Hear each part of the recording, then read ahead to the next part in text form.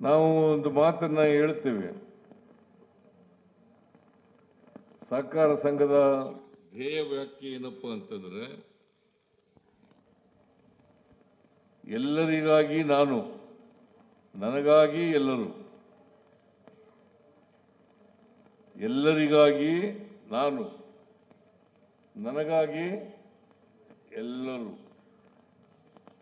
ಇದು ಧ್ಯೇಯ ವಾಕ್ಯ.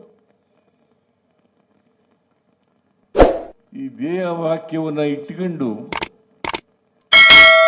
ಸಹಕಾರ ಕ್ಷೇತ್ರದ ಮೂಲಕ ಸಾಮಾನ್ಯ ಜನರ, ಕೃಷಿಕರ, ಹೆಣ್ಣು ಮಕ್ಕಳ ಮತ್ತೆ ಸಾಮಾನ್ಯ ಜನರ ಆರ್ಥಿಕ ಪರಿಸ್ಥಿತಿಯನ್ನು ಸುಧಾರಣೆ ಮಾಡತಕ್ಕಂಥದ್ದು. ಇವತ್ತು ದೇಶದಲ್ಲಿ ನಮ್ಮ ರಾಜ್ಯ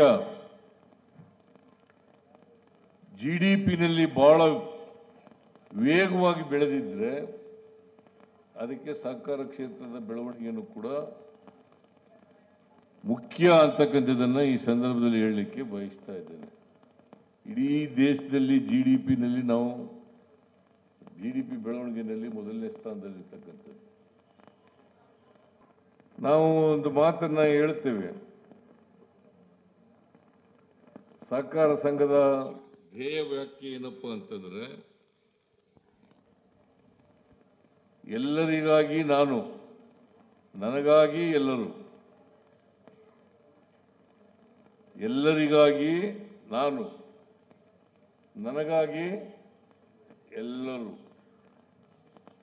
ಇದು ಧ್ಯೇಯ ವಾಕ್ಯ. ಈ ಧ್ಯೇಯ ವಾಕ್ಯವನ್ನು ಇಟ್ಟುಕೊಂಡು ಸಹಕಾರ ಕ್ಷೇತ್ರದ ಮೂಲಕ ಸಾಮಾನ್ಯ ಜನರ, ಕೃಷಿಕರ, ಹೆಣ್ಣು ಮಕ್ಕಳ ಮತ್ತೆ ಸಾಮಾನ್ಯ ಜನರ ಆರ್ಥಿಕ ಪರಿಸ್ಥಿತಿಯನ್ನು ಸುಧಾರಣೆ ಮಾಡತಕ್ಕಂಥದ್ದು. ಇವತ್ತು ದೇಶದಲ್ಲಿ ನಮ್ಮ ರಾಜ್ಯ GDPನಲ್ಲಿ ಬಹಳ ವೇಗವಾಗಿ ಬೆಳೆದಿದ್ರೆ ಅದಕ್ಕೆ ಸಹಕಾರ ಕ್ಷೇತ್ರದ ಬೆಳವಣಿಗೆಯನ್ನು ಕೂಡ ಮುಖ್ಯ ಅಂತಕ್ಕಂಥದ್ದನ್ನು ಈ ಸಂದರ್ಭದಲ್ಲಿ ಹೇಳಲಿಕ್ಕೆ ಬಯಸ್ತಾ ಇದ್ದೇನೆ. ಇಡೀ ದೇಶದಲ್ಲಿ GDPನಲ್ಲಿ ನಾವು GDP ಬೆಳವಣಿಗೆಯಲ್ಲಿ ಮೊದಲನೇ ಸ್ಥಾನದಲ್ಲಿರ್ತಕ್ಕಂಥದ್ದು.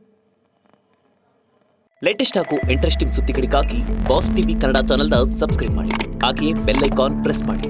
ಇದರ ಜೊತೆಗೆ ಫೇಸ್ಬುಕ್, ಇನ್ಸ್ಟಾಗ್ರಾಮ್, ಎಕ್ಸ್ನಲ್ಲೂ ಮಿಸ್ ಮಾಡದೆ ಫಾಲೋ ಮಾಡಿ.